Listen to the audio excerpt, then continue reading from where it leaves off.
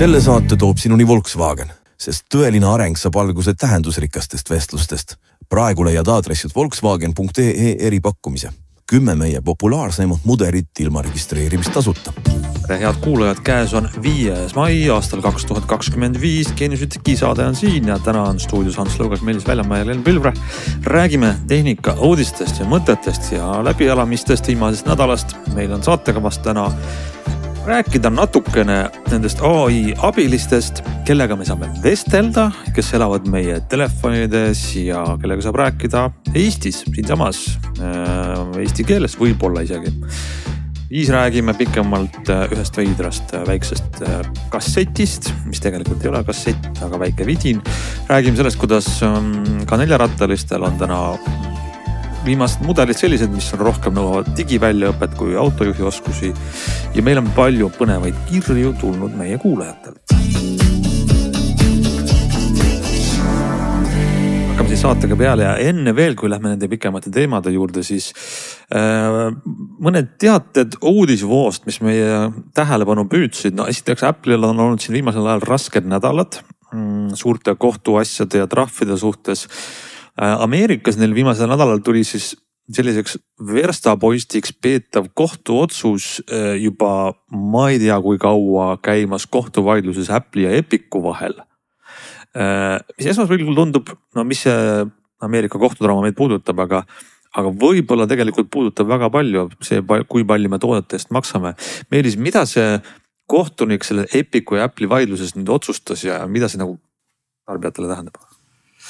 Otsustati siis seda, et tegelikult on see kohtuasi käinud juba 5 aastat ja eelmise etapi enamasti võitis Apple nendest, et Epic ei saanud praktiliselt mitte midagi, mida nad tahtsid. Ainuke asi, mida nad said, oligi siis see, et Apple ei tohi väga agressiivselt keelata ära äppides näitamist, et võid maksta ka teiste kanalite kaudu või minna veebilehele ja maksa. Ja tulemuseks oli see, et Apple siis ütles, et okei, et kui te suunate ennast või oma kliendid kuhugi oma makseportaali, siis te peate ikkagi 30% asemel 27% maksu maksma selle eest Apple'ile vahendustasu. Ja ühtlasi ta ikkagi nagu iga kord viskas ette hoiatuse, et see link, mida sa klikid, on väga-väga ohtlik, ära sinna ikka mine, eks ole. Ja nüüd siis kohtuasja käigus ühtlasi ka üks Apple'i juhtidest tunnistus andmise ajal vande all väidetavasti valetas selle kohta, et mis erinevus on lingil ja nupul ja kuidas need ikkagi Apple kõiki asju väga hästi teeb.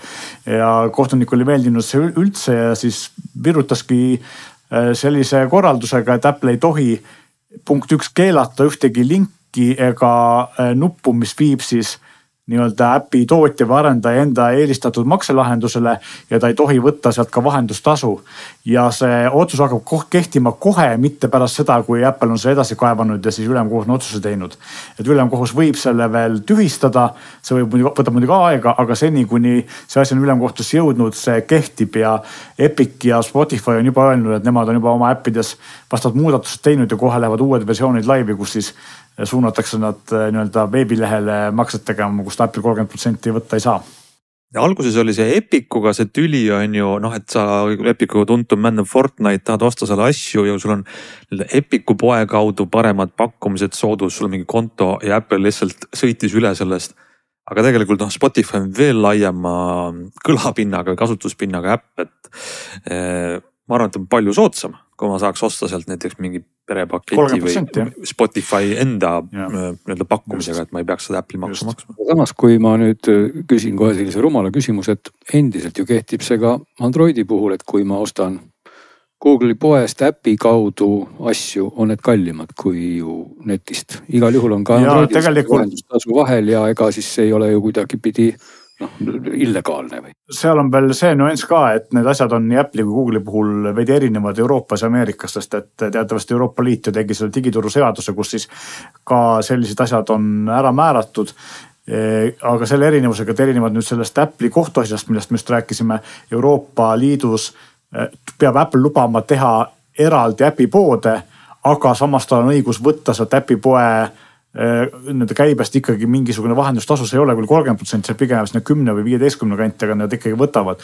Et mis tähendab seda, et see kohtuasi võib tegelikult mõjutada ka Euroopa Liidu nii-öelda järgmisi samme sarnases suunas liikuma.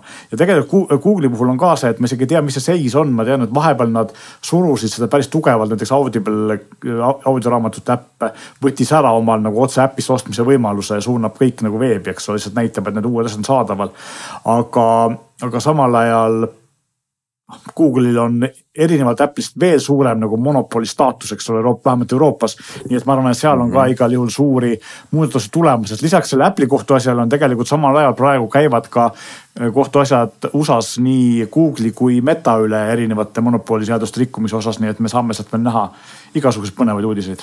No ja lihtsalt kogemuslikult ma saan kinnitada, et need vähesed asjad, mille nimesid ma kõik ette praegu ei loe, mida ma maksan siis kuupõhiselt või mitte, on kõik läbi Androidi äppide kallimad kui läbi veebi.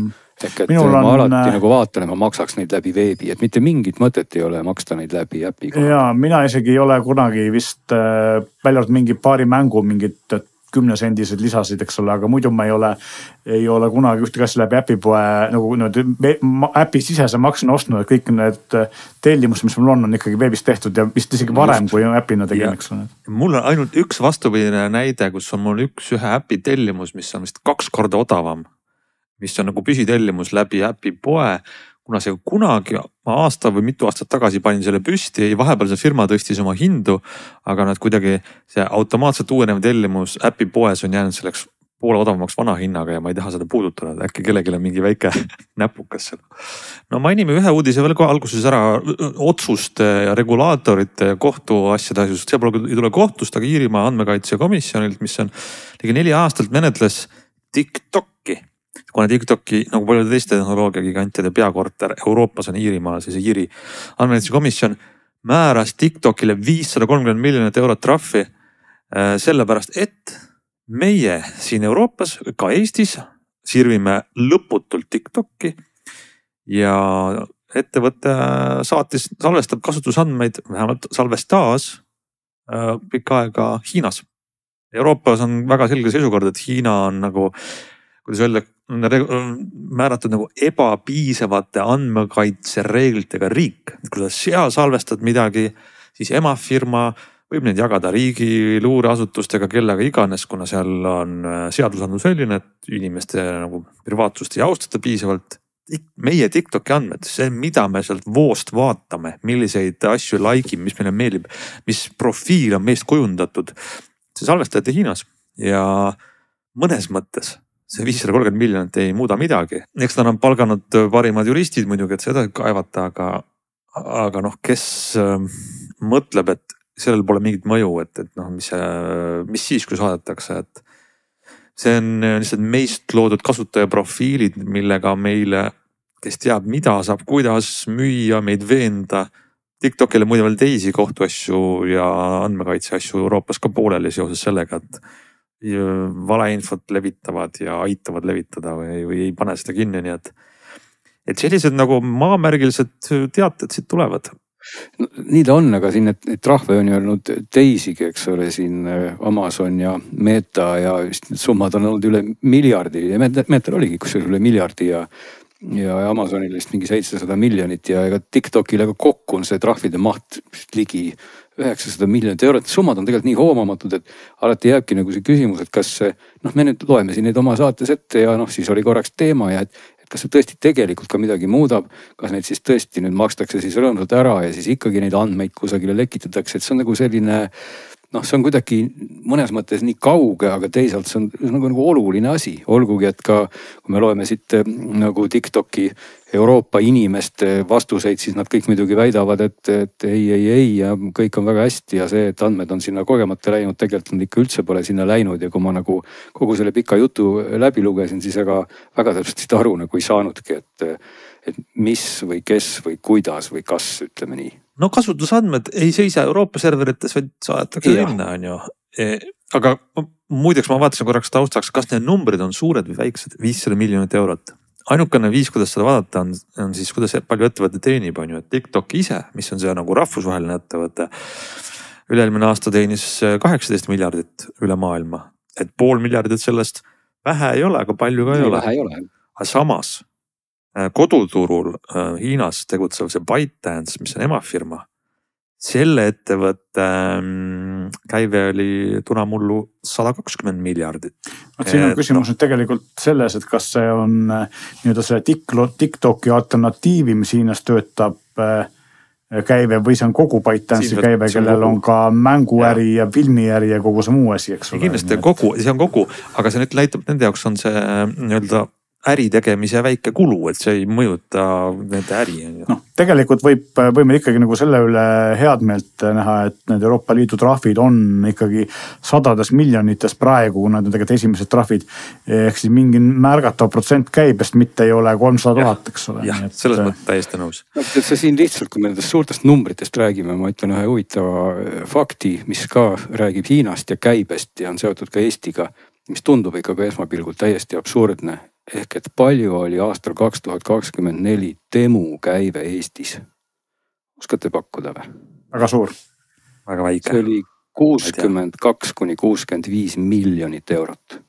No palju plastikust riidanagisid tellitud. See kõik nagu näitab, et ükskõik kuidas me proovime nagu oma raha mitte saata Hiinasse või siis me trahvime neid. Ehk et nagu jutu moraal on see, et ärge kurat sirvege TikTok'i, siis neid andmeid ei ole seal. Ärge tellige Temust sodi. Aga näed, ma ei tea, kes need inimesed Eestis on, kes tekitavad sellise käibe ja kõik see raha ja meie andmed liiguvad mühinal Hiina. See ilmselt suureneb tegelikult lähiajal veel need Temude ja AliExpresside, Sheinide ja muude selliste asjade müük Euroopas, sest et kuna Ameerikas tariifide või tollide pluss siis selle nii-öelda väikepakkide maksuvabastuse kaotamisega, mis on seal kuni $8, Eestis on ta vist 150 €, eks ole. See kaotatakse nüüd ära ja tänu sellele ilmselt Ameerikas jääb Temul väga palju raha saamata ja võib-olla see kogu see reklaamiraha surutakse ka see Euroopa turule, et saada Euroopas rohkem ostma. Kuulge, lähme edasi, sest et muidu ma tahaks sellest teemast rääkida teiega tund aega. Siin on nii põnev teema, meil on pluss ja miinused, aga meil on saate kõva pikk. Räägime parem sellest, et kuidas me võiks nüüd rääkida mitte siin omavahel inimestega, vaid rääkida oma telefonidega, telefonis oleva AI-ga. Me juba siin tükk aega oleme näinud proove selle kohta, kuidas Geminiga, OpenAI-ga, sa oled seadistanud Glenn oma telefonis, et vahelduva eduga. Mina nüüd rääkasin Siriga natukene pikemat juttu viimasel ajal ja siis sul, Glenn, on uus sõber telefonis nimega Perplexity, eks? No jah, tegelikult me ei ole väga palju sõbraks saanud, aga tõesti mõlemad on seal. Et eelmises saates me ju mainisime seda, et saab valida tõesti Androidile nüüd assistendiks siis nii Perplexity kui ka ChatGPT ja põhimõtteliselt kõik mille. Jah, kui see on nagu olemas. Ja siin on üks aga, et see sõltub tegelikult telefonist selles mõttes, et Pixel lubab vabalt panna ükskõik millise, ilmselt ka sellepärast, et Google vähendab sellega võimalust, et teda suimatakse monopoliks, eks ole. Aga samal ajal Samsungil näiteks tihti ei ole need võimalused nii lahti ja ka teistel tootjatel sõltub telefoni tootjast, kas ta selle Google'i poolt ette antud nii-öelda valiku aktiveerib või mitte, eks ole.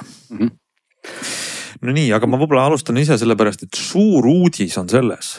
Apple Intelligence, mis kuulutati välja mullu suvel, Ameerikasse jõudis mullu sügisel. See viibis enne kui meie Eestis, Euroopas saime seda kasutada ja nüüd mõni nädal tagasi tuli tarkvara uuendus iOS 18.4 või 4.1 vist, mis selle avas Euroopa Liidu kasutajatele.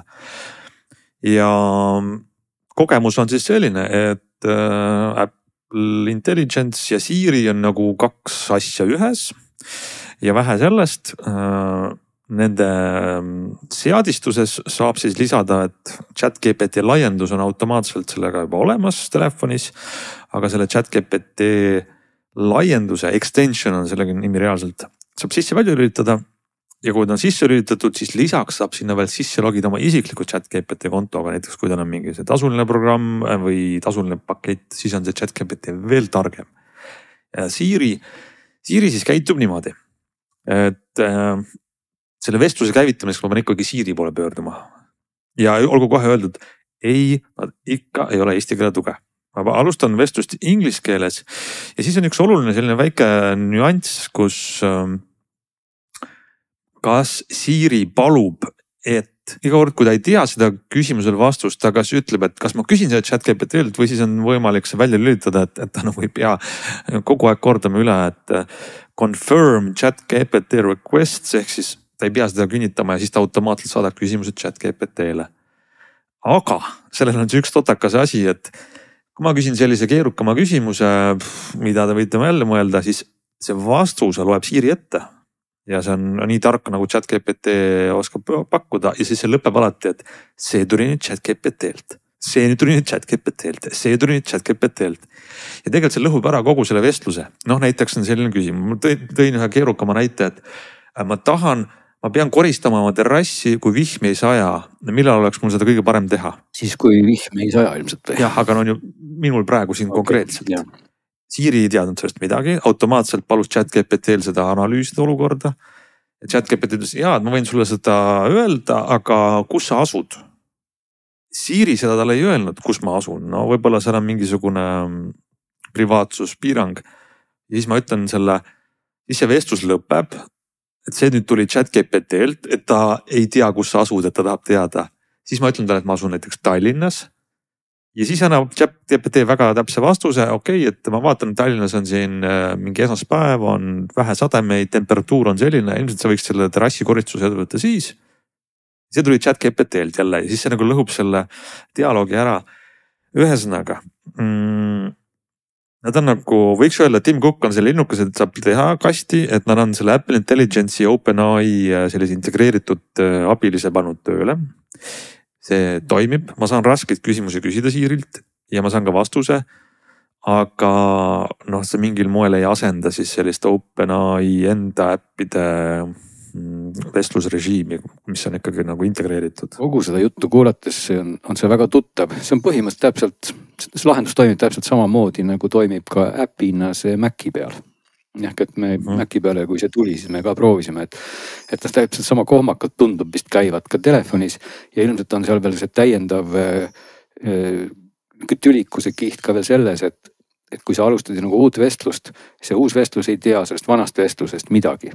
Ehk et tegelikult kogu aeg need lõimed on nagu eraldi, nii et see assistent on kogu aeg nagu kobab, piltlikult öeldes nagu pimeduses, eks sa ei saa talle öelda, et millest me rääkisime 2 minutit tagasi, kui see vestlus on juba lõppenud, sest et avatakse vist jälle uus lõim. Näed küll, kui sul on ChatGPT tasuline konto, võib-olla ka mitte tasuline, tasuta konto, need vestlused, ChatGPT vestlused logivad ennast ka sinna kontosse, aga nad on ka nagu eraldi lõimede all seal. Tead, ma tahaks sulle väga vastu vaielda, aga ma ei testinud seda. Minu arust, kuna ma olen selle Siri ühendanud oma enda ChatGPT OpenAI kontoga, siis ChatGPT-l on mul varasematest vestlustest ülevaade. Ma saan küsida nende varasemate asjade kohta, aga ma ei testinud, kas see läbi Siri ka toimub. No jaa, aga isegi kui sul on ChatGPT, kui sa räägid otse ChatGPT äpiga, ega tegelikult ka äpi nendes lõimedes või treedides ei ole tal otsest ülevaadet teiste lõimede kohta, ta võib jätta küll meelde selliseid võtmefakte ja need lähevad sellesse nii-öelda unified või ühendatud mälusse. Aga tegelikult sa ei saa ka ChatGPT-le öelda, et kuule, et vaata, üleeile ma rääkisin sinuga porganditest, et millest me rääkisime, siis ta ütleb, oi, vabandust, ma ei mäleta, sest ta ei tea, sest et need kõik nagu treedid on tegelikult eraldi. Et see ei ole nüüd üldse nagu otseselt selle probleem, kuidas ta on sinna Siriga kokku pandud, aga see kõik kokku nagu lõhub veelgi seda sellist ühtlase assistendi tunnetust või ideaalselt võiks see olla sul ju seal selline assistent, kellel ongi juurdepääs, ma ei tea, äratuskelladele, taskulampidele, meilidele. Kogu aeg ta mäletab, et eile rääkisime meilidest, ülehomme või üleeile pani taskulambi põlema, et ta nagu ongi sellise teeseldud inimliku mõõtmega, aga praegu ta on kuidagi nii katkine robot, et selle päris kasutamine, ma isegi inglise keeles ei kujuta nagu ette, et miks ma peaks seda kasutama, sest et kui ma tahan täna ChatGPT-d kasutada, siis ma ikkagi võtan iga kell selle ChatGPT äpi ja see on palju sujuvam. Jah, sul on õigus, kaks asja ma siia otsa ütlen, et siis tegelikult selle Siri juttu kokku tõmmata. Hiljuti oli just Apple'i see investorite kõne ja Tim Cookilt küsiti sama asja. Kus on jäänud see personaalne Siri, mida lubati, et lisaks sellele, mida praegu teeb, ta suudaks analüüsida seda, mis ekraanil, ma loen mingit veebilehte, kuule, et Siri räägi, et selle teema kohta rohkem või tee selle kohta mulle. Sa saad seda tegelikult jagada, täna nüüd peaksid saama ka oma telefoni jagada ka läbi selle Siri äpi ChatGPT-le, mis kasutab seda sama jagamis nii-öelda mootorit nagu ka otse jagamine. Aga ma kardan, et siis selle Siri ja ChatGPT integratsiooni mõte on see, et ma olen andnud Sirile hästi palju nagu luba on ju. jah, vaat siin ongi Apple nagu tahab, tal on käed seotud, Apple justkui tahab pesta need seotud käed hästi puhtaks, et nemad sinu privaatsust kuidagi ei vahenda ja see teeb selle jälle keeruliseks. Mulle tundub, et tegelikult on see puhtalt, kuidas öelda, et mitte, et nad ei taha seda teha, vaid nad on lihtsalt aeglased. Apple on nii suur firma ja sealt küsiti ka, et miks te seda valmis pole teinud ja Tim Cook ütles ka, et me tegelikult ehitame seda, et sellega läheb aega. Ma arvan, et kui nad sellega valmis jõuavad, siis on juba teised kuskil kaugele ära läinud. Et nad saavad aru, et niimoodi see asi ei jätku, et nagu on integreeritud ja nagu ei ole ka. Et see, et kui sul on see Gemini, mis paneb sul Google'i telefonis alarmi, loeb su kirju, annab sulle kokkuvõtte. Seda Apple saab aru ka, et nad peavad tegema, muidu nad on sellest mängust väljas, aga nad on nii aeglased, et nad pole jõudnud.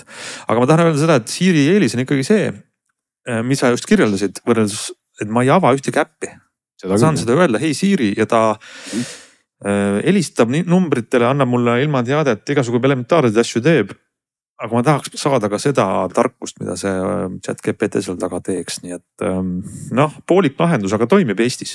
Kas sa saad tõesti siis, mina või mitte iPhone'i kasutaja, kas sa saad Siril lasta näiteks helistada Meelis Väljamäele, hääldades seda nime nii ja ta suudab ka helistada Meelis Väljamäele? Ei, ma pean siis väliseestlast tegema. Jällegi eesti keele tuge. Võib-olla on see pluss, et eesti keele tuge ei ole, sest me kuulame sul iga saade, kuidas sa mängid meile Geminit, kes paneb siin nii soome keelt kui ka väliseestlast, kui ka mingit, ma ei tea, vepsalast või ma ei oska öelda, mis aktsent see on, aga see on väga naljakad. Mõnes mõttes Apple on öelnud, et me sellist poolikut kogemust ei taha teha, et kas on toetatud keel või ei ole toetatud keel ja eesti keelt siin seal ei ole. Et eesti keeles rääkimiseks on vaja ChatGPT äppi. Ja eesti keele nimede tuge ka järelikult ei ole, järelikult sa ei saa eesti keele nime ja siit. Ma pean Meelis Valjamaa või mingisugune Glenn Pulver või kellegi see ei toimi ju päris elus, et isegi kui see assistent on sul ingliskeelne ja sa saad taga oma põhimõtteliselt filosoofilised vestlused peetud, siis sellist praktilist kasutust, kus on nimed sees, mis iganes, et otsi mulle Eesti asukohti, telli mulle pileteid selleks nende nimedega ja siis kõik see jookseb kohe sul puntrasse kohe. Ja. See on, paneb piirid ette, aga no räägime järgmisest teemast. Sina, ma saan aru, oled toonud ka selliseid konkurente oma telefoni, et Geminit välja vihastada. OpenAI toimis, aga Perplexity on ka nüüd seal. Siin ei ole väga palju tegelikult rääkida. Ma väga põgusalt olen seda proovinud, tõesti rõhksõnal proovinud. Seda sa saad teha ja mina isegi täpselt ei saa aru, miks ma peaks nagu seda üldse saama teha, sest et täna ikkagi kogu selle Google Assistendi mis nüüd on kuidagi Geminiga kokku traageldatud, aga vähemalt paremini kindlasti kui Apple ja ChatGPT seda teevad. Siis selle mõte on just ju see ikkagi, just nagu selline, ma ei oska kasutada sõna nagu täidesaatev või et pane taskulamp põlema või pane äratusi või tee seda või ja see nagu toimib kõige paremini Google Assistendiga. Aga kui nüüd ma valin sinna Perplexity, siis samuti eesti keeles rääkides oli minu kogemus selline 50-60. Ta mõnikord ütles, et tal ei ole juurdepääsu äratusele ja ta ei pane seda. Siis mõnikord ta pani ja mõnikord vastas ta mulle hoopis eestikeelse küsimuse peale inglise keeles ja pani. Siis mõnikord suutis ta äratuse panna minu Android või opsüsteemi kellaga ja sinna tekkiski äratust. Teisel juhul ta vastas mulle ka mingisuguse sellise ingeri aktsendiga, et ta pani ja mina ei saanud aru üldse, kuhu ta midagi pani, sellepärast, et kusagil ei olnud nagu ühtki äratust, me räägin nüüd Perplexitist. Ja taskulambist ta ei teadnud midagi, ütles, et vabandust, sellele mul ikkagi juurdepääsu pole ja tal sellist juurdepääsu samuti ka meilidele. Ja ChatGPT samamoodi, kui sealt valida ChatGPT, siis esiteks võib-olla ChatGPT miinus on see, et see advanced voice mode tegelikult käivitub suhteliselt kaua. Et kui ta juba käib, on ta nobe. Aga see esimene selline initsialiseerimine on tegelikult päris tülikalt pikk, et võib-olla lausa mõned sekundid, mis nagu reaalselt tähendab, et sellise nüüd vajuta ja räägi abilisena ei ole väga hea lahendus. Ja kui ChatGPT sealt ellu ärkab, siis ta muidugi suhtleb minuga täpselt sama hästi ja ilma igasuguste aktsentideta, aga ta ütleb kohe, et ei suuda ta siis äratusi panna, ei suuda ta mitte ühtki nendest asjadest teha. Nii et ma ei saa nagu üldse väga täpselt aru, miks ma peaks seda kasutama selle nii-öelda abilisena ja kuna mul on selle Pixli kell ka kasutuses, siis tegelikult kella pealt eestikeelne rääkimine ei tule mul üleüldse kõne alla ja ma räägin tegelikult inglise keeles ja põhimõtteliselt kogu siis tekib küsimustes eestikeelsetest nimedest, nii et minu segase kogemuse lõpp on ka see, et ikkagi ma olen jäänud selle Gemini ja Google Assistendi peale ja tegelikult ChatGPT äpp eraldi on väga toimiv, kui ma tahan nüüd midagi muud teha, jagada pilti, jagada telefoni ekraani. See kõik tegelikult toimib väga hästi, et noh, lihtsalt ChatGPT-l ei ole õigust mütata seal minu telefonis nii, nagu täna on Google Assistendil. Mul tekitab see kohe vastandlikke mõtteid austalles, nii nagu nõustumist kui ka mitte nõustumist, rõõmu ja ka mitte rõõmu, sest et ühest küljest avatud mudeli plussid on see, et sa saad võtta sellele Google'i enda AI asemele need teisi. Võib-olla Perplexity, võib-olla DeepSeek, okei, äkki hiinlased on nutikamad, äkki ma võtan Perplexity või Claude või midagi muud, et see on nagu äge.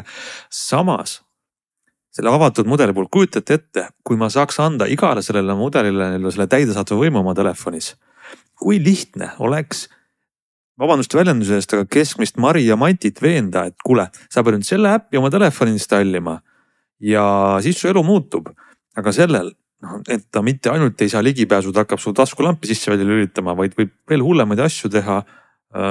Kes teab kuidas, et need piirid tuleb sellele avatud, kuidas öelda, poolavatud või siis avatud platvormil tuleb mingid piirid seada, sest muidu sa võid oma telefonile anda niimoodi kontrolli millegi muu üle, et ei räägi lihtsalt, et mis andmeid ta loeb, mida sa sisestad, vaid ta saab sul kõiki seadeid muuta, sisendväljund, kuhu midagi saada, edastada, nii et turvarisk on nagu väga selline. No nii ta on, sest ega praegu, kui sa valid sealt selle assistendi, ega süsteemi tasemel ei juhtu vist suurt midagi muud, kui lihtsalt see, et see nupuvajutus trigerdab siis selle vastava äppi, kui see on sul seal telefonis olemas, on siis maskeeritudki selleks vaike nii-öelda assistendiks ja see siis lihtsalt läheb käima ja ega tal ei ole rohkem õigusi toimetada kui sellel äpil endal, vähemalt mul on jäänud selline mulje. Aga iseenesest tal võiks olla rohkem õigusi, aga kui tal neid õigusi on rohkem, siis ongi nüüd väga oluline et ma nüüd täpselt ikka teaks, et mis õigused tal on ja kui palju ma neid tahan talle anda. Aga kui tal neid õiguseid nagu ei ole, siis jällegi on ta assistendina pehmelt öeldes kasutu. Jah, selge pilt, selline seis ta on ja eksperimendid jätkuvad, hoiame sellele silma peal ja loodame, et see nii-öelda kogemus paraneb samas kui turvalisus ei kahane. Mida võib ütlema muide siin Google Assistendi plussiks ja see on juba mõnda aega niimoodi ja ilmus välja kuidagi suhteliselt ootamatult, et kes kasutab Android autot, ilmselt teab seda, et olid ajad, kus sa pidid ka kõiki tänavanimesid ja muid asju üritama selle väliseestlase pilgu läbi hääldada.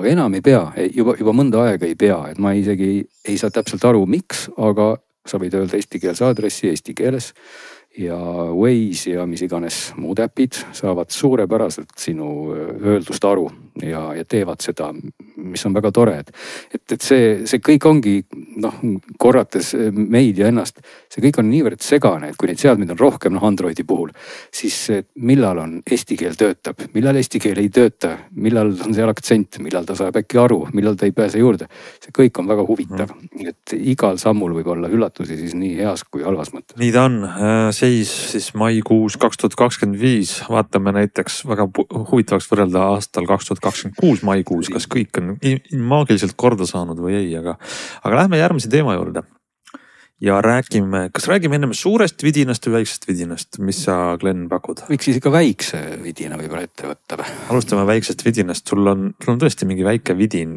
ja nagu raske on kirjeldada, millega tegu on, sa näitasid pilti, see on välja nagu kassett.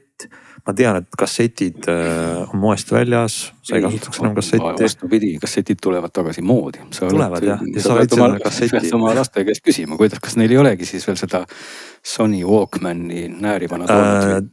Lapsed kasutavad, ma muide olen kuulnud iPode. Ei ole ekraaniaja piirangud ega midagi, saad kuulata lõputult muusikut. No näed, aga muide kassetil ka ei ole ekraaniaja piirangud. Ei ole jah, nad ei tea seda, ärge öelge. Aga mis kassett sul on, sellel on aku sees lausa? See on Bluetooth DAC ehk siis digitaalne audiokonverter ja mõeldud, ta on selline pisike karp, mis on sama suur nagu siis vanad inimesed mäletavad, olid omal ajal kassetiga diktofonid. Et olid ka need nii-öelda C-kassetid, mis olid siis nagu need suuremad seal, mis iganes ta oli, umbes 10 sentimeetrise diagonaaliga, aga siis olid erinevad diktofonid, siin Olympused ja kõik tootsid, millele käisid sisse sellised tikutopsi suurused kassetid. Ja vaat see Julla ongi täpselt selline tikutopsi suurune kassett. disainilt, väga sihuke muheda retro hõnguga. siin peal on tore selline display keskel, OLED display, mis siis, kui ta on sisse lülitatud, ka animeerib seda kassetirullikute liikumist ja ta on visuaalselt väga äge teostus, et teda on tõesti äge vaadata, aga sisuliselt siis ta teebki seda, et võimalus on ta ühendada siis nii juhtmega kui ilma juhtmeta, igasuguste asjadega ja siis tema külge omakorda on võimalus siis ühendada juhtmega kõrvaklapid. siin on 2 pistikut, üks on see 4,4 millimeetrine pulk, mis on tasakaalustatud pulk siis selliste kallimate high-end klappide jaoks, millest me oleme siin vist rääkinud juba liigagi palju viimastes saadetes ja siis on siin tavaline 3,5 millimeetrine pulk ka. Need juhtmega klapid lähevad siit ühest otsast sisse, teiselt poolt läheb USB-C, kui sa tahad siis ühendada teda näiteks juhtmega asja külge, arvuti külge, et tahad korralikumalt heli saada, siis paned juhtmega.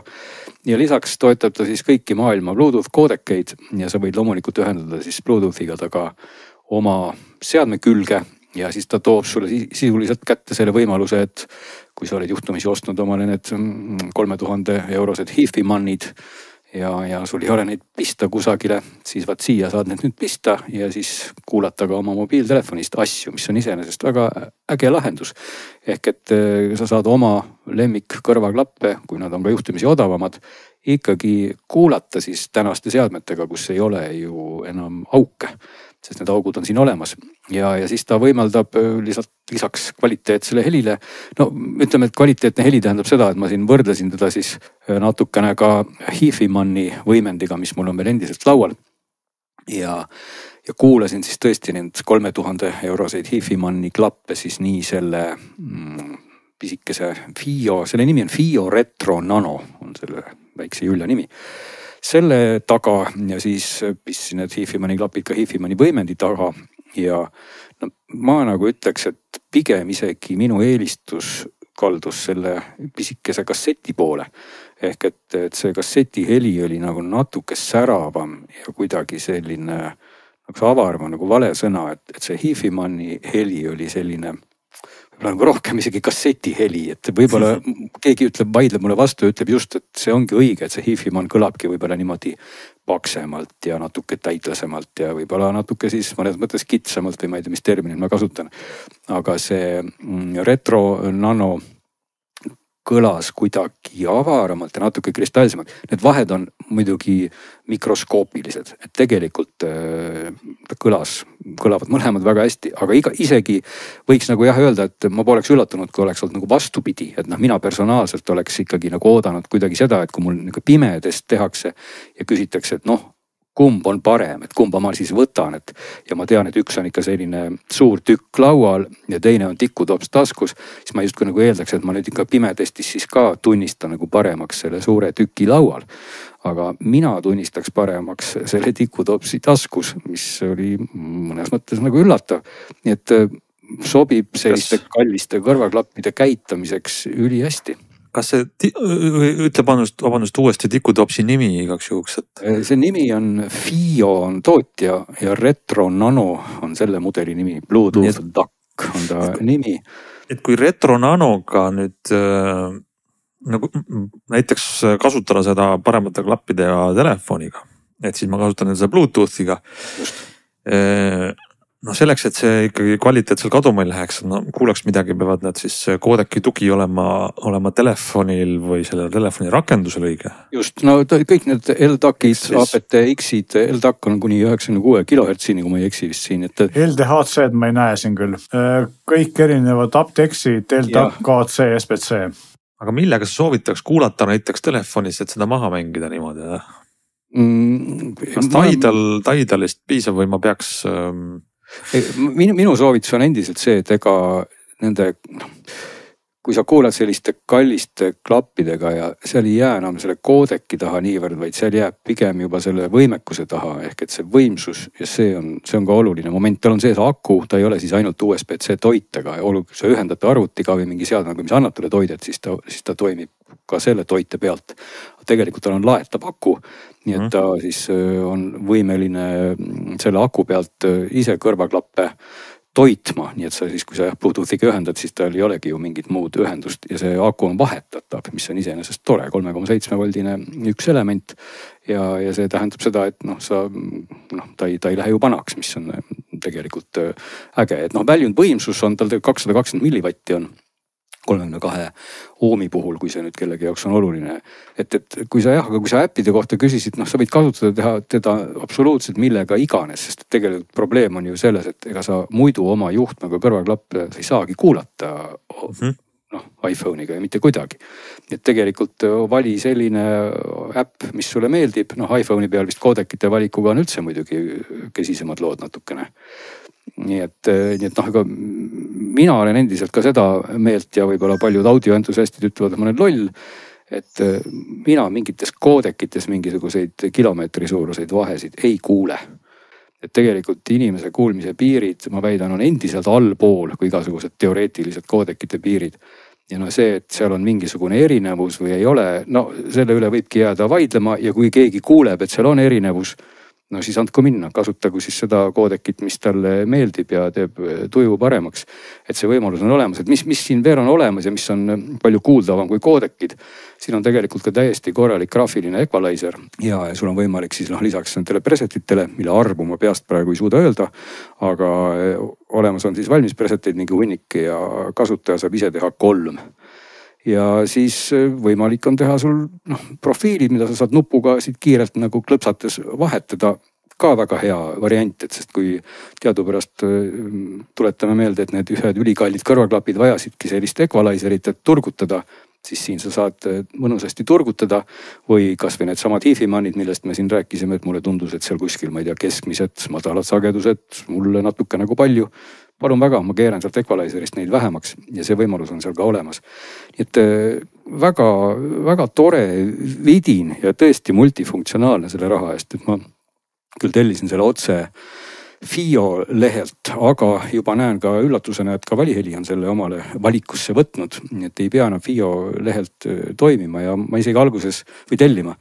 Ja ma isegi alguses ei olnud väga kindel, kas ma tahan seda endale jätta, sest ma väga ei kuule niimoodi asju, aga samas arvestades seda hinda ja seda, et on lihtsalt nii nunnu, et aeg-ajalt käima panna ja vaadata, kui toredasti need rullikud siin keerlevad keskel. Kas sa ütlesid ka, mis ta maksab või?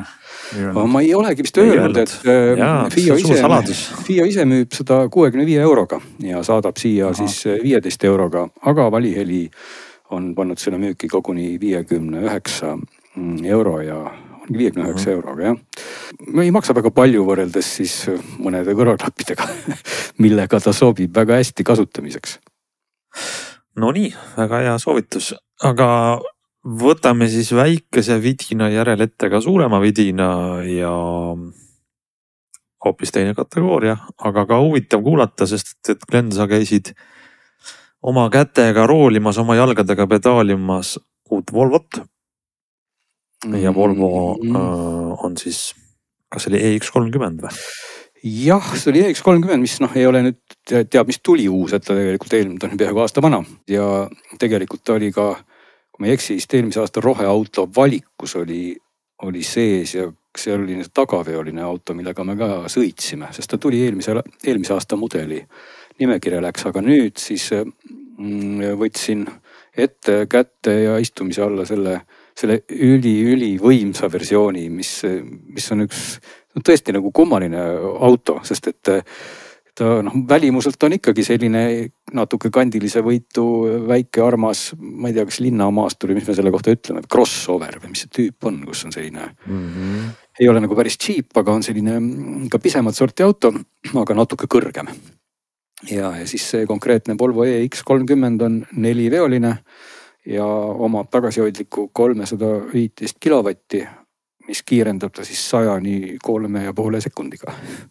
Mis kobe, sa jõuab küll kiirendada, jah? Jah, et teadupärast, kui olles ise ka liiklushuligaan, siis mul väga see auto nagu, ma olin nagu väga erutunud, et äkki mul oleks endale vaja sellist autot ja tegelikult, kui ma selle autoga sõitsin, siis ma ei saanud ausalt üldse aru, et ma ei oska praegu oma emotsiooni nagu sõnastada. Ehk et kui me selle võimsuse numbri kõrvale jätame, siis see auto on heas mõttes kaubik. selles mõttes, et sa istud sinna nagu suhteliselt kõrgele. See rool on suhteliselt siukse imeliku koha peal, ta on ka nagu suhteliselt kõrgel. Noh, ma ei tahaks nagu kasutada sõna, et sa istud nagu puki otsas, aga no sul on võib-olla natuke selline tunne, nagu sa oleksid laps, kes on saanud selle pisikese mängu Ferrari, mis on talle natuke nagu väikseks hakkab juba jääma ja siis sa sellega sõidad nüüd ringi. Tavaliselt kaubikutel on väga hea vaade sealt välja. Ja, seal on ka vaade, kui sa paned istme nagu liiga või alla kõige alumisse asendisse reguleerid, siis ongi see rool nagu nii üleval, et ta on nagu liiga üleval ja see rooli nurk on suhteliselt suur. Ma mõtlen siis nurga all seda, et ta kui nurk on nagu väike, siis on rool nagu vertikaalselt, eks ole, et kui nurk on nagu suur, siis ta läheb järjest horisontaalsemaks. Et seal on ka ta nagu suhteliselt horisontaalne, nii et pigem sa peaksid selle istme panemagi kõrgemale. Sa istud sinna nagu lihtsalt siis niimoodi peale ja siis hakkad lihtsalt selle autoga nagu sõitma, et kui sa pikemad maad sõidad, siis tegelikult vale on nagu öelda, et see ei ole nagu komforti, aga seal sa kuidagi nagu tunned, et see olekski oma töö kaubikus, millega siis et seal ei ole nagu sellist tunnet, nagu sa istud natuke sellisesse autosse, mis on sinu ümber kuidagi et kui sa istud sellisesse Saksa brändi, siis sa saad kuidagi kohe nagu aru, et et sa istud nagu sellises mõnusas kohas, et see auto on nagu sinu ümber, kõik nupud on õige koha peal. Siis selle koha peal on nii, et seal ei olegi ühtki nuppu, sest et ekraan on keskel. Et hiinlased ilmselt on siis võtnud eeskuju kõvasti Teslast, kus on ka ekraan keskel, nii et selle koha pealt on täitsa identne, seal keskel on üks suur ekraan ja ainsad nupud, mis siis on puutetundlikud, ma ei mäleta, kas nad olid vajutatavad, olid puutetundlikud, on rooli peal. Nad on vist vajutatavad, aga sellise ühtlase paneeliga, nii et muid nuppe seal üldse ei ole. Ehk et see emotsioon oligi segane nagu sellepärast, et kui sellised Euroopa autotootjad või üldse klassikalisemad autotootjad pigem nagu alustavad oma sellise performance või võimsusauto tegemist sellest, et veermik ja kõik tehakse korda. Mitte, et selle auto oleks halb veermik, tal on ka väga okei vedrustus. Aga nagu kogu see interjöör ja kogu see juhitavus ja kogu see roolitunnetus ja kõik see tegelikult tuleb nagu enne ja siis tuleb võimsus.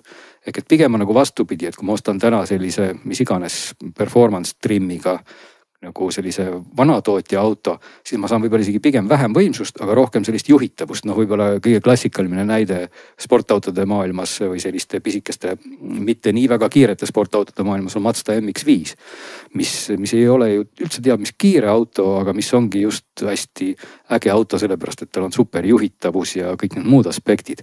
Et võt selle Volvo puhul nagu täpselt vastupidi, et ta nagu heas mõttes selline igav pereauto, millega pikka maad on väga võib-olla kas halb, aga selline lihtsalt sa sõidad ühest kohast teise linnaliikluses, miks mitte, et ta on nagu sõidu mõttes on ta täiesti nagu emotsioonitu. Aga tal on jaburalt võimsust ja ta näeb nagu välja ka selline suhteliselt hall, et ma pean tunnistama, et mul oli väga lõbus sattudes mõne 4 toruga BMW kõrvale. Sest et see auto läheb ju koha pealt ära nagu välk ilma pauguta, et see kõik on nagu nii nagu heas mõttes või nagu totter, et ma ei kujuta ette selle auto nagu sihtgruppi lihtsalt, et Kuule, aga ma võin sulle öelda, ma kahjuks ei ole ise sellega sõitnud, ei sattunud sinuga koos ka sõitma, aga see kõlab ideaalne väike pereauto ju. See on selle Volkswagen Golfi mudel, et sa saad ajada oma väiksed sõidud tehtud, ta on pisike, sobib nii-öelda pereautoks, aga sa tahad osta sellepärast, et kui pere pole auto peal, siis sõidad seal 4-realisel ikkagi on tõeliselt kiiresti ka. Ja ei, vaata, sellepärast, et see kiiresti sõit eeldab nagu sellist kuidagi sellist sportlikku juhi tunnetust ja seda seal ei ole. Ta ongi nagu heas mõttes kaubik, mis on ülikiire. Et see ei ole see auto, millega minna vabal ajal ringrajale sõitma, kaugel sellest. Et tegelikult see gaasipedaal on nagu pigem pehme. Tal ei ole isegi selliseid, kuidas ma ütlen, sõidurežiime, et kui sa mõtled siin teiste autode peale, millel on see ongi, ma ütlen, pereauto argument, et Mazda MX-5 ei oleks kunagi selline. Kuna tal on liiga hea juhitavus, sa oled alati tee küljes kinni. Aga et sa oled 90% ajast on see rahulik mõnus. Aga kuule, räägime parem sellest, kas nad on siis teinud Teslale ära selles, et nupud on kadunud või? Teslal ei ole ju enam kange, viimastes selles soodsas Model 3-s ainult ekraan ja rooli peal nupud, et kuidas siis Volvo nagu sinu juhi tööd laseb teha? Kangid ikkagi on ja muide see ekraani lahendus on selles mõttes nagu huvitav, et seal keskel on siis Android, et ma ei teagi, mis selle platvormi nimi on, et selle Android Automotive, eks on selle nimi. Äkki on see Android Automotive jah, mis ei toeta Android autot. ehk et. nii, aga mis see vahe on? CarPlay on jah? CarPlay on jah. See on väga põnev, kuidas siis automotive nii-öelda autoga võrreldes on Android auto? Seda automotive'id kasutavad ka Stellantise autod, nii palju kui ma mäletan siin. Citroen ja. Paranda mind, kui ma ei eksi, aga selle Android automotive'i idee on suhteliselt sama, mis on Androidiga telefonidel, ehk siis Google annab oma äppide toe ja oma selle tausta ja siis iga autotootja võib sinna oma nii-öelda skinni peale teha või disaini ja ikoonid ja selliseks nagu ise tahavad. No ilmselt ta võib midagi teha jah, sest sul jäävad nagu kogu see äppide pool ja kõik see on seal kenasti olemas. Nii et sa lähed sinna sisse, logid oma Google'i kontoga sinna sisse ja siis tegelikult on sul seal Waze'id ja YouTube'id ja kõik need asjad, mida see Androidi platvorm siis autos toetab, see on seal olemas jah, et kui ma mälu järgi nagu ütlen, et siis minust Renault ja selle lahendused olid üsna sarnased, et seal ei saa nagu midagi nagu halba öelda, et see kasutajaliides on kena, vaat mul ei olnud otsest võrdlust Teslaga, aga ta on nagu sarnane. Aga muidugi tuleb öelda kasutajaliidese kohta üldse see, et need hiinlased ja võib-olla, ma ei tea, kui suured on seal Teslal igasugused näidikud ja numbrid, et kiputakse tegema nagu kasutajaliidest, mis on mõeldud mul nagu arvuti taga istumises, et arvuti ei ole auto, et ma tahaks nagu siis näha võib-olla ilmateadet vähe suuremalt kui 0,5 millimeetrises kirjas. Et seal on nagu see koht on kuidagi selle ekraani peal, et hakkad vaatama, no alguses otsidki, et kus siis on temperatuur või kellaaeg. Oi, et see on nagu pisikene kirp kusagil vahel, et kohati on ülim kribu, et ta on küll graafiliselt ilus, aga kuna ei ole siis ka tugevel Android autole ja minul juhtumisi on siis Android telefon, siis muidugi tore on see, et ma saan oma kontoga sisse logida ja kõik see Waze'indus ja asjandus ju tegelikult töötab, et ma login sealt ka sisse oma kontoga ja iseenesest minu aadressid ja muu kraam tekib ka sinna. Aga mida ei teki, on ikkagi see otsene suhtlus telefoniga, et kui ma mõnes saates ka räägin, kuidas ma siis 3,5 sekundiga toitu inimestele kohale viisin selle autoga, siis kullerina kasutades on näiteks väga oluline see moment, et see kulleri äpp annab mul nagu info edasi Waze'ile. Ja kui ma panen aadressi sisse, siis kui ma kasutan Android autot, siis ilmub mul autoekraanile kohe see sihtpunkt ja kõik see töötab. Aga selle autoga nii ei juhtu, sellepärast et tegelikult Waze minu telefonis ütleb, et vabandust, sa töötad mul praegu selle konto alt hoopis seal Android automotive'is. Ja ta ei lase korraga. Eraldi nagu instantsid äpist. Just, ja ma ei saa kasutada Waze'i samal ajal telefoni ekraanil ja samal ajal seal autos. Nii et ma pean siis tegema otsuse, et kui ma kasutan Waze'i telefonis, siis ta ei ole enam seal autoekraanil. Ja kui ma kasutan Waze'i autoekraanil, siis ma ei saa seda aadressi ja seda asukoha infot sinna autoekraanile. Ma saan nagu aru ja tegelikult see on turvalisuse mõttes väga loogiline lahendus, aga ikkagi ma usun, siis taksojuhid sõidavad, kleebivad selle liimiga telefonid oma esiklaasile ja siis, et see nagu ei lahenda probleemi. 2 asja, mille üle siin vigiseda. Üks on see, et seal võiks ju olla ikkagi ka selline Android auto tugi, sest nagu mulle telefon on ju autoga ühendatud läbi Bluetoothi ja telefon teab väga hästi, et Waze jookseb kusagil mujal.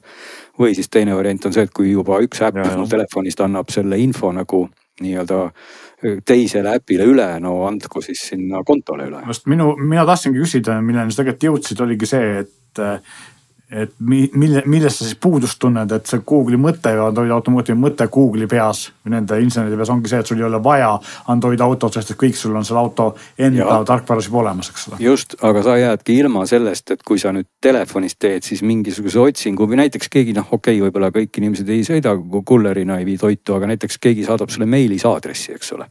Ja sa klõpsad selle aadressi peale. Telefon avab sul selle aadressi nüüd Waze'is, aga see aadress ei jõua sul kuidagi sinna autoekraanile, sellepärast et sa peaksid avama selle meili autoekraanile hoopis tükis. Selle eelmise teema juurde, et kui sul on Android automotive, sa avad Waze'i, kas sa saad öelda selle häälega, et sõidame Karjavälja 13 ja ta paneb selle aadressi täpselt või see ei proovinud? Saad küll, eestikeelne tundmine toimis, jah.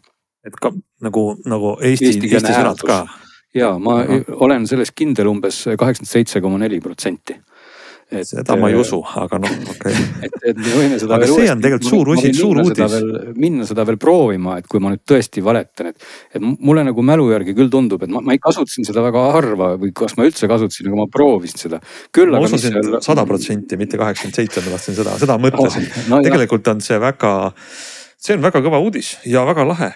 Ja ma ütleks, et jah, ma saan aru sinust, et ma tegelikult olen sinuga nõus, et ägeda sõiduomadusega autod on paremad kui siuksed pehmed pereautod, aga see Android Automotive, see kõlab nagu väga ägedalt. See on iseenesest äge lahendus ja ega see, et see ekraan nüüd seal keskel on, no selle kohta, mul väga palju nagu kiidusõnu ikkagi ei ole, et kui sa oled, ma ütlen nagu veel kord, et Tesla on teinud palju toredaid võib-olla uuendusi ja kahtlemata ta võib-olla on mõelnud asju ja öeldakse, et Tesla kuidagi käib kubedalt ajast ees. Aga ma ütleks, et see, kui sa ikkagi teed autojuhi elu ebamugavaks, see ei ole ajast ees käimine, see on lollus. Et tegelikult ei ole vaja panna olulist infot, kas või nagu kiirus, pane see kas või siis eraldi pisikene ekraanikene kuskile sinna tuuleklaasi alla või nagu ikkagi autodel on heads-up ekraanid. Need on nagu head asjad, et kui inimene on nagu heas mõttes autopede, no siis ta tahab seda infot näha seal keskel. Ei, selles mõttes ei ole vaja olla ei jutumärkides autopede ega ilma jutumärkideta, vaid see on nagu, kui sa teed 2 sammu edasi, sa ei tohi sellega teha 1 sammu tagasi nagu juhitavuses. Minu arust on see esiteks kasutusmugavus, aga teiseks on see ka ikkagi Tesla võtmes vähemalt või selliste nuppude äravõtmise mõttes on see hästi ohtlik, sest et kui sa selle ekraani peal ikkagi nagu palju võimeled, siis sa ei näe, mis ümber toimub. No sellega harjub, aga Tesla tegi seda, ma arvan, pole seda öelnud, aga ma olen veendunud peamiselt kulude kokkuhoiu. Absoluutselt ja kõik teised teevad seda sama hooldus ja ehitus, mis toob mind küsimusi, et palju selline Android Automotive'iga Volvo maksab? No ei, maksab ta suhteliselt vähe ehk et 10 000. Alates kahjuks 10 000 ei maksa, aga kui ma nüüd ei eksi, siis selle lahjema versiooni hinnad algavad seal 40 juurest ja siis ulatuvad umbes 50 juurde. Aga iseenesest vist täna ikkagi saab ka mingi 40, 6, 7 või seal kandis ka seda kõige võimsamat autot. Seal tuleb olla tähelepanelik muidugi, et jällegi see soojuspumba teema ja varustuste teema.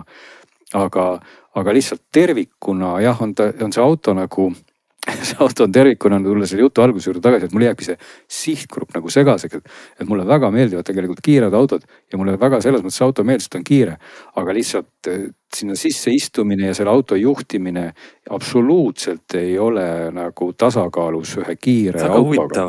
Sest et sa praegu oled siin mitukümmend minutit vaeva näinud, et minu huvi leevendada ja mul kogu aeg huvi tõuseb selle auto vastu. Naljakas, väga naljakas olukord. Jah, et ma ei teagi täpselt, kas insenerid on üldse midagi mõelnud või on olnud eri osakonnadest. Insenerid vaatasid, et aga kuulge, paneme sinna taga ja esisillale selle elektrimootori ja me saame sealt seda jõudu võtta välja küll, pole üldse probleemi. Ja siis need insenerid, kes tegid parajasti rooli ja piduripedaale, nemad teadsid seda ilusat e-maili kätte. Nemad seda e-maili teadnud, palju selle auto tegelikult jõudu tuleb ja kas ta läheb 100 seal sekundi või 2. Et see tundubki nii kummaline, et nagu kusagil on olnud selline lünk siis teise autobrändi nimi selles auto disainimises. Aga ta üks nüanss veel, mis jäi ka mainimata, nagu suhteliselt palju rehvi müraga, nii et ta nagu sõidu mõttes, igas mõttes on ta natuke selline lühikese maa auto, et sa mööda linna uhad ringi, aku oli seal, kui ma ei eksi, kas oli 66 kilovatt-tundi ja ta võttis ka muidugi üllatavalt palju elektrit selle väikese auto kohta. Ma üritasin küll sõita temaga aga ökorežiimis või selles mõttes jutumärkides.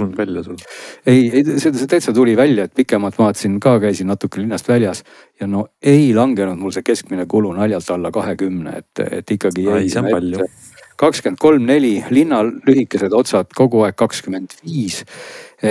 Ja mis tal ka täielikult on puudu, kui me räägime, et performance auto, et kui on olemas juba need sõidurežiimid ja kõike sa saad kohe valida, siis seal ainuke valik valida on siis nii-öelda see ultra performance mode, milleks sa pead ka sukelduma kusagile menüü rägastikku. Ja siis, kui sa selle režiimi valid, siis ta lülitab välja kõik selle one pedal ja aeglustamise mode'id.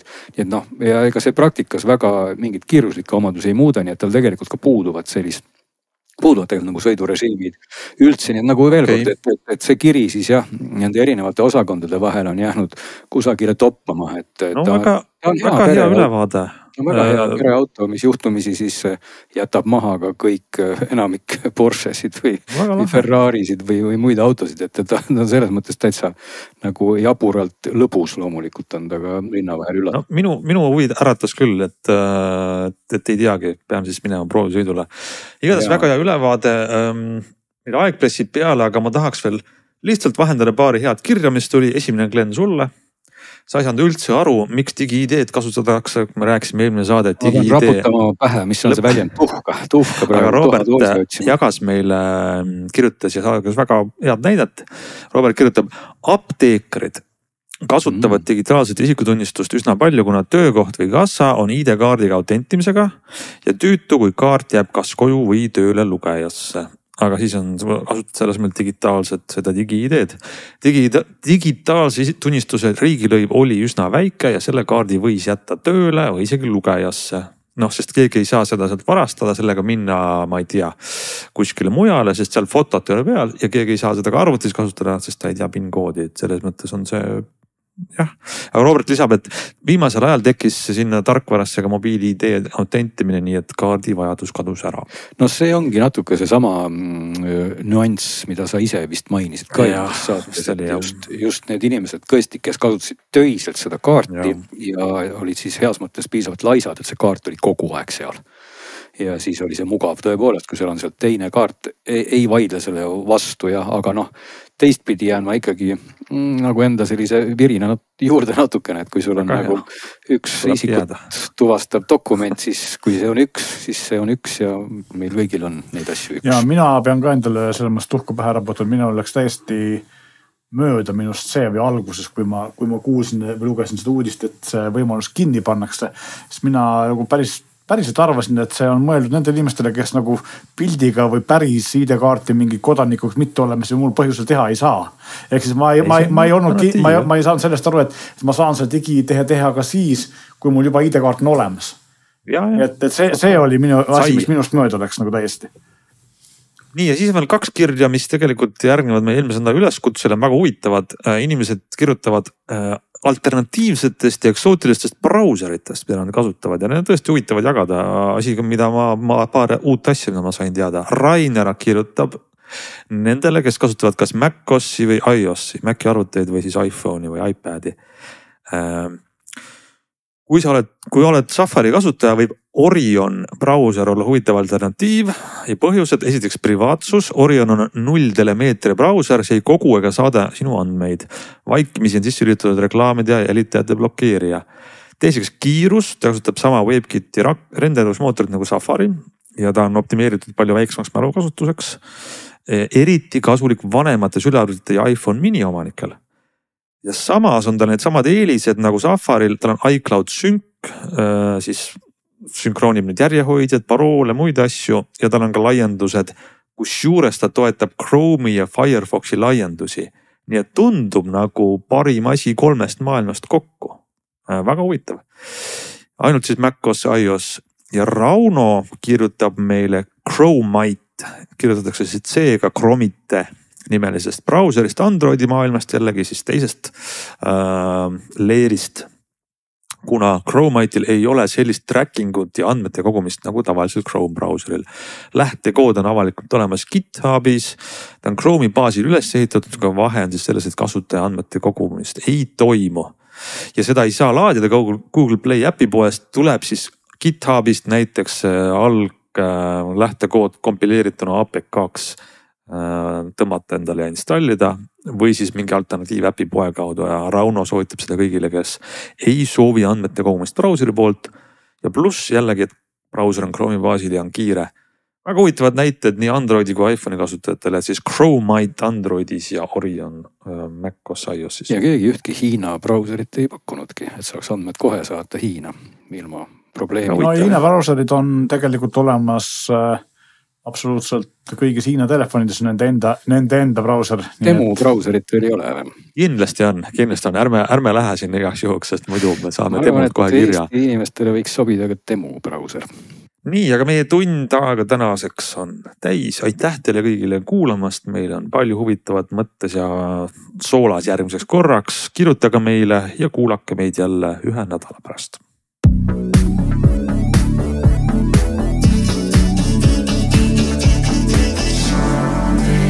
Saadet toetab Volkswagen, luues elukestvaid suhteid.